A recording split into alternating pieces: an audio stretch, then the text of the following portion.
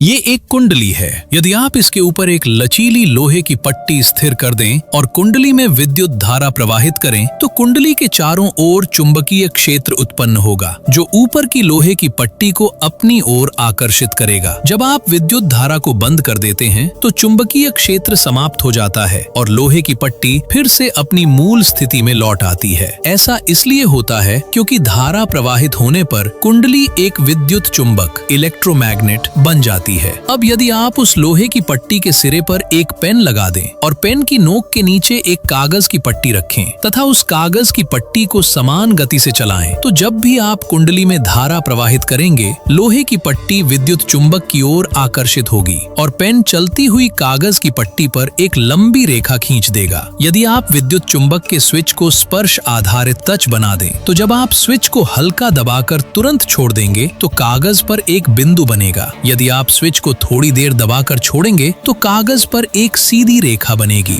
अब मान लीजिए कि प्रत्येक अक्षर को बिंदु और रेखा के संयोजन से व्यक्त किया जा सकता है, जैसे A बराबर एक बिंदु और एक रेखा, F = 3 बिंदु। यदि आप स्टॉप शब्द भेजना चाहें तो आपको इन चारों अक्षरों के अनुरूप बिंदु और रेखाओं के क्रम में स्विच दबाना होगा। इस प्रकार पेन कागज पर विशेष चिन्ह बनाएगा। इन चिन्हों को एक निर्धारित तालिका के अनुसार पढ़कर मूल संदेश को समझा जा सकता है। यदि आप इसी उपकरण की एक और प्रति बना लें और दोनों को बहुत लंबी तार से जोड़ दें तो आप हजारों किलोमीटर दूर बैठे व्यक्ति को संदेश भेज सकते हैं। आप यहाँ स्विच दबाएंगे और दूर स्थित उपकरण उसी क्रम में कागज पर बिंदु और रेखाएं बना देगा। वहाँ का संचालक उस तालिका की सहायता से संदेश को पढ़कर समझ सकेगा। इस प्रकार आपने टेलीग्राफ का आविष्कार कर लिया। ऐसे ही आविष्कार को इजी में समझने के लिए आप हमें फॉलो करें।